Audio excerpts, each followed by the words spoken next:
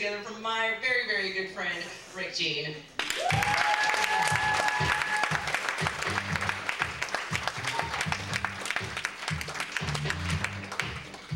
Jen Navarro, everybody. Give it up for Jen Navarro right there.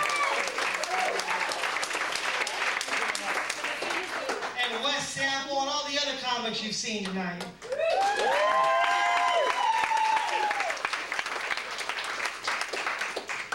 You know, when Jen asked me if I'd be her mentor, I was like, no. I got shit to do. But then I found out that that meant that she would give me coffee. I was like, yeah, okay.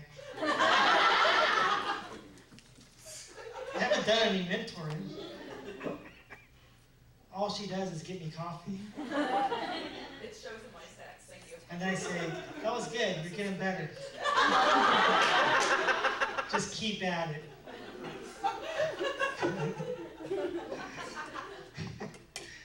So much truth in that joke.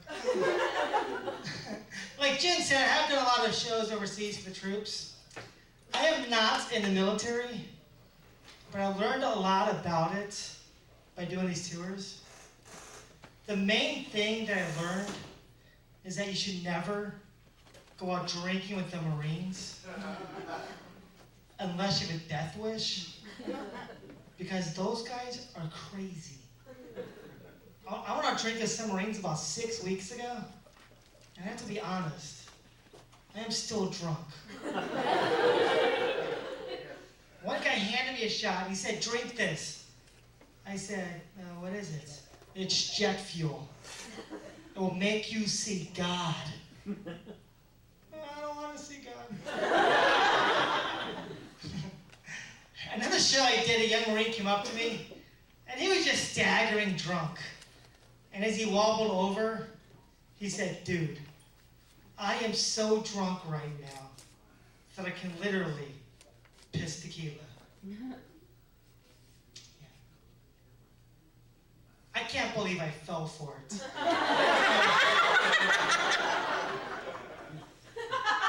It tasted nothing like tequila. It kind of tastes like Coors Light.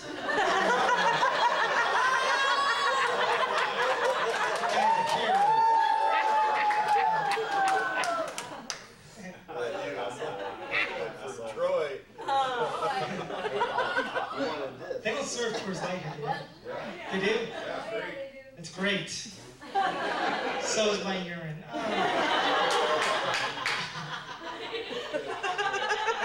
Sometimes right. When I go overseas, I fly commercial, and they have this rule on airplanes that limits the amount of liquid that you can bring on board. You guys know that, right? It's only 3 ounces or less. And a lot of people are bummed out. It's like, oh no, what are we going to do? I can't bring my shampoo or my super big gulp. It's a travesty. But I'm the type of person to take a bad situation, and I'll flip that around. I look for the positive. I say, hey, how can I use this rule to make my life better? How can I take advantage of this? And I thought about it for a while, and then I remembered that I have a whole bunch of cans of old paint and used motor oil that I can't get rid of.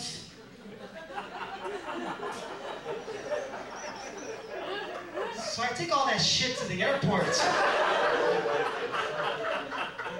What do you mean I can't bring my hazardous waste on board? Well, you'll take it sweet.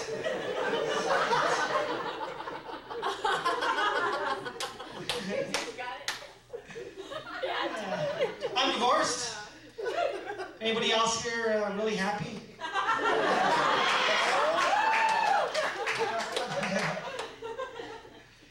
Side note, my girlfriend, I have a girlfriend now, her divorce becomes official Monday. It's been like 4 years in the process. Not gonna lie, it's just a sidebar. I thought I'd mention it. That I'll no longer be bopping a married woman.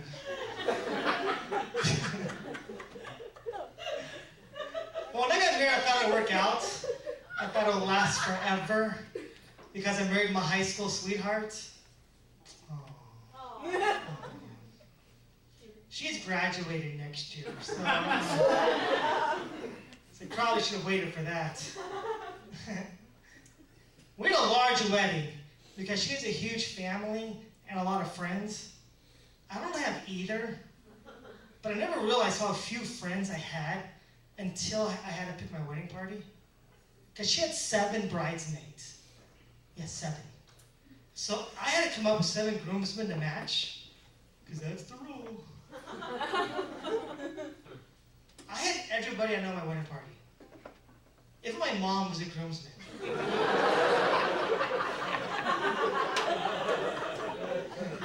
I know, still 3 people short. I had to call Manpower Temp Agency and hire 3 friends. Things change to get married. Everything changes. I didn't think it would. I was like, no, nothing's going to change. Not for us. Because we're in love.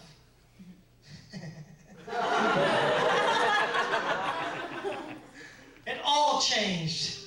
And I realized everything was different at Christmas time. It was a few years ago, but it was right after we had just gotten married.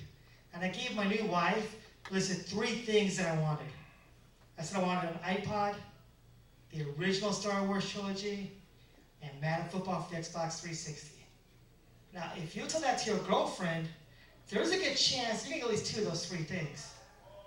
But if you tell that to your wife, you're gonna get 8 shirts and 3 pairs of pants. I was like, what the hell is this? That's not what I wanted.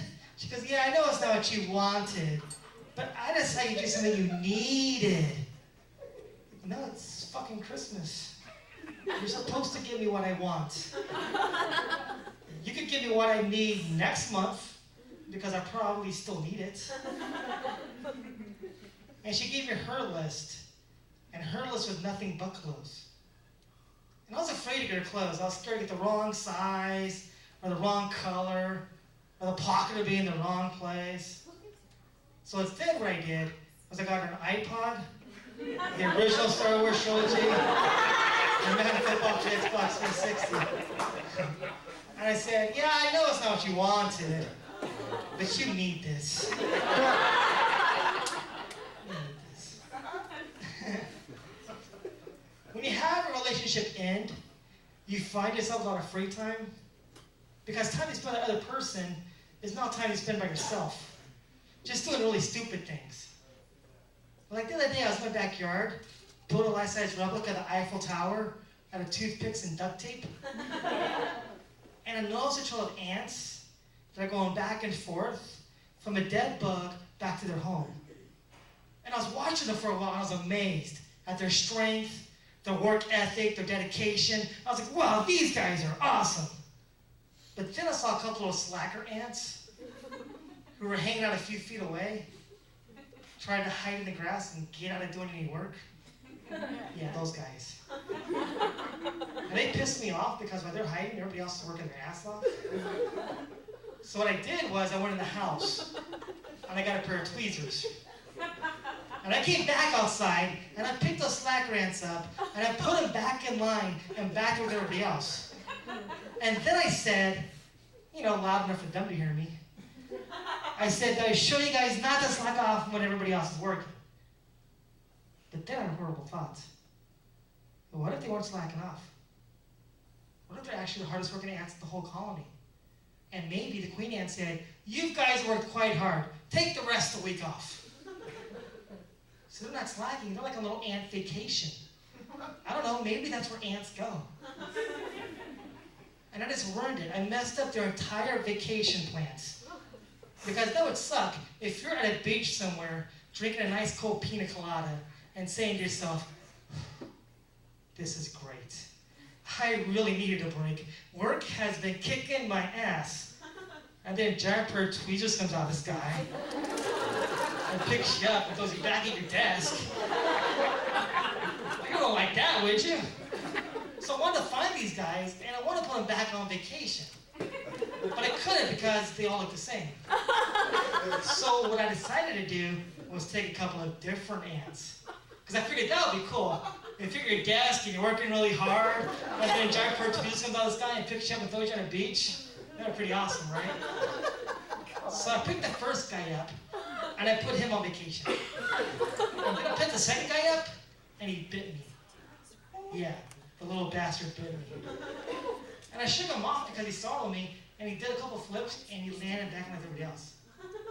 And I wanted to get him. Because you should never bite the hand of the guy holding the giant bird tweezers trying to put you on vacation. That's just bad karma. Who does that? But I couldn't find him because they all look the same. So what I did was, I killed everybody.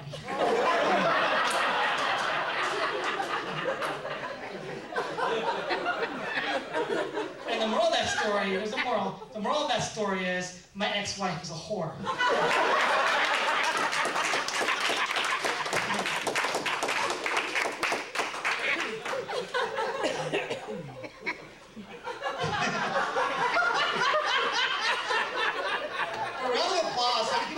Comedy show where the guy does a 9-minute ant joke. I know this is the first one.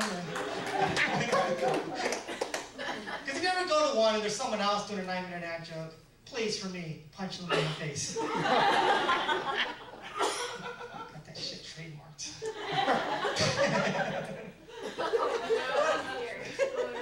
I had something interesting happen recently. Maybe somebody here can relate. I live in an apartment complex. And in the middle of my apartment complex is a courtyard. And around that courtyard, there are a bunch of concrete benches. You know, because it's fancy. And the other day I was walking by, and there's an attractive young woman sitting by herself on one of those benches. And as I walked by, she said, "Hey." And I stopped and I looked around, and I was the only one there. So I said, "Yeah." She asked, "What are you doing?" I said, "Well, I'm going home. I live right up there at apartment number 78. I wanted her to know in case you want to come by later." She goes, "Cool. What are you going to be doing later?" I said, "I don't know. Probably be hanging out at my house. Apartment number 78. We're talking for a bit. It's going well. She asked me what I do. I said, "Yeah, I'm a stand-up comic. I've done shows all over the world." She said, "Wow, that's really cool." I asked her what she does. She said, "I'm just sitting on a park bench." I said, "It's great work if you can get it." And we continue talking. It's going well. I'm feeling confident. Feeling a little cocky. So I went to hand her a business card. And as I went to hand her a business card, she said, "Hold on. Some creepy guy's trying to give me something." And when she said that, she turned her head to get a better look at me. And as she turned her head, I noticed that hidden in her hair was a long black plastic cord. Yeah, I was talking to this bitch for like 8 minutes before I realized she wasn't even talking to me. She was just on her hands-free cell phone. Hands-free cell phones are great. If you're driving a car, you're operating heavy machinery. But if you're sitting by yourself on a park bench and you're too damn lazy to lift your arm, you're a moron.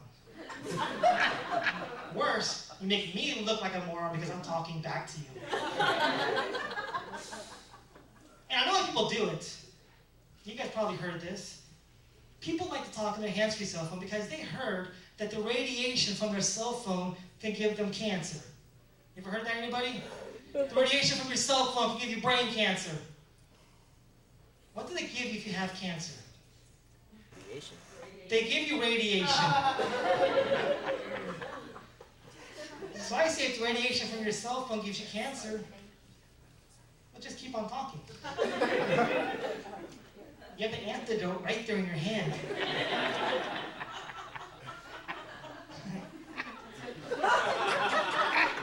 My sister told me that she was going to do a 3D walk for breast cancer. I said, "I don't think that's how you get it."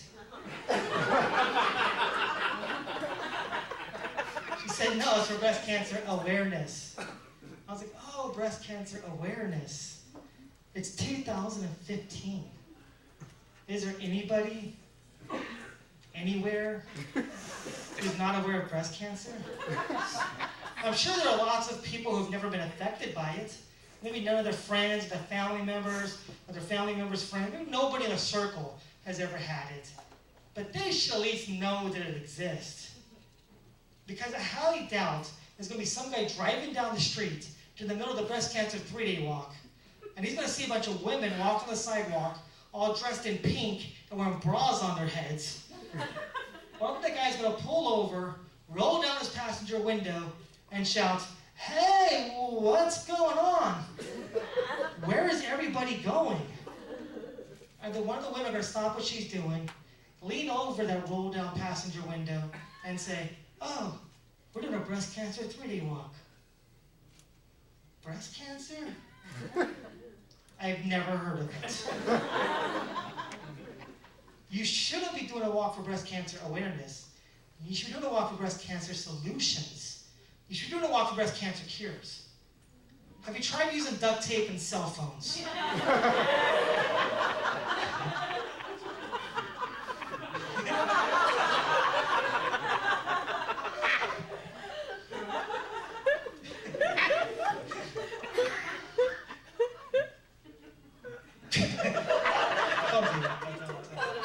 I'm not a doctor. I don't think I went surfing today on the internet, and I read an article that listed the greatest books in American literature. Greatest books in American literature. Now, I have an English degree. I know books. So I clicked on it. And they have all the normal books that you would expect to be on the list. The Great Gatsby, The Sun Also Rises, and all those books. But the number one book on this list, anybody want to guess what the number one book was? On the road. 50 Shades of Grey. I'm sure it's close. Dr. Seuss. So was that written by an English woman? Graves to Rats, great book. You guys aren't going to get it. That's not an American book. Dr. Seuss. You could tell because all the words have U's in them, extra U's.